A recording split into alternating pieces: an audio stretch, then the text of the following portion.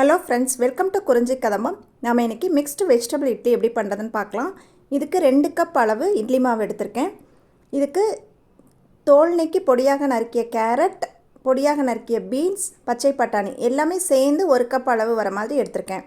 இது எல்லாமே ஆவியில் நீங்கள் வேக வச்சு எடுத்துக்கோங்க. ஒரு 3/4 பதம் வெந்திருந்தால் போதும். திருப்பி இட்லியோடு சேர்த்து வேகும். அதனால் ஒரு 3/4 பதம் வர அளவுக்கு வேக வச்சு எடுத்துக்கோங்க. இது ஆறட்டும். ஒரு கடாயில் 1 டேபிள் ஸ்பூன் எண்ணெய் ஊற்றி காஞ்சதுக்கு அப்புறமா 1/2 டீஸ்பூன் கடுகு, 1 டேபிள் ஸ்பூன் கடலைப்பருப்பு, காரத்திற்கேற்ப பச்சை மிளகாய் கீரி சேர்த்துக்கோங்க. பொடியாக கட் பண்ணி போட்டிங்கன்னா குழந்தைங்களுக்கு கொடுக்குற மாதிரி இருந்ததுன்னா அது காரமாக இருக்கும். நீங்கள் இந்த மாதிரி கீரி போட்டுட்டு வெஜிடபிள்ஸையும் போட்டு இதோடு சேர்த்து வதக்கிட்டு ஃபைனலாக நீங்கள் இந்த மாவில் கலக்கிறதுக்கு முன்னாடி கூட நீங்கள் பச்சை மிளகாயை எடுத்துடலாம். இதுக்கு காய்களுக்கு தேவையான அளவு உப்பு மட்டும் சேர்த்துக்கணும். இட்லி மாவில் ஆல்ரெடி உப்பு இருக்கும், அதனால் பார்த்து சேர்த்துக்கோங்க. உப்பு சேர்த்து ஒரு வதக்குனதுக்கப்புறமா ஆஃப் பண்ணிவிட்டு நல்லா ஆற வச்சுக்கோங்க. ஆறினதுக்கப்புறம் தான் நீங்கள் இட்லி மாவில் சேர்க்கணும். சூடாக இருக்கும்போது சேர்த்துட்டிங்கன்னா இட்லி மாவு கெட்டியாயிடும். இப்போ மாவோடு கலந்துட்டு ஒரு 5 நிமிஷம் அப்படியே வச்சுட்டு அதுக்கப்புறமா இட்லி ஊற்றிக்கலாம். நீங்கள் நார்மலாக துணி போட்டு ஊற்றுற மாதிரி இருந்தாலும் அதுலேயே ஊற்றலாம், இல்லை குக்கர் இட்லி பிளேட்டில் ஊற்றுற மாதிரி இருந்தாலும் ஊற்றிக்கலாம். நார்மல் இட்லி எவ்வளோ டைம் வேகுமோ அந்த அளவு டைம் தான் எடுத்துக்கும். ஒரு 5 to 7 மினிட்ஸில் இட்லி வெந்துடும்.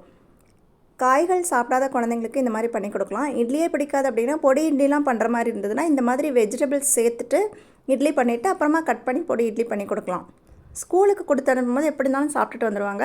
ஸோ இந்த மாதிரி இட்லியோடு சேர்த்து கொடுக்கும்போது கொஞ்சம் டேஸ்ட்டாகவும் இருக்கும். ப்ளைனாக இட்லி இல்லாமல் ஒரு மாதிரி டிஃப்ரெண்ட் டேஸ்ட்டில் நல்லாயிருக்கும். ஸோ சூப்பராக இட்லி ரெடி ஆகிடுச்சு.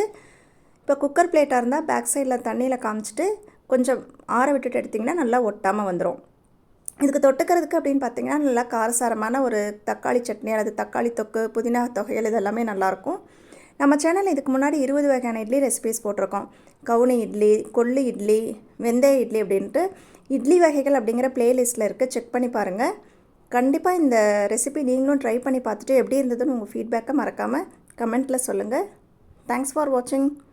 வாழ்க வளமுடன், நலமுடன்.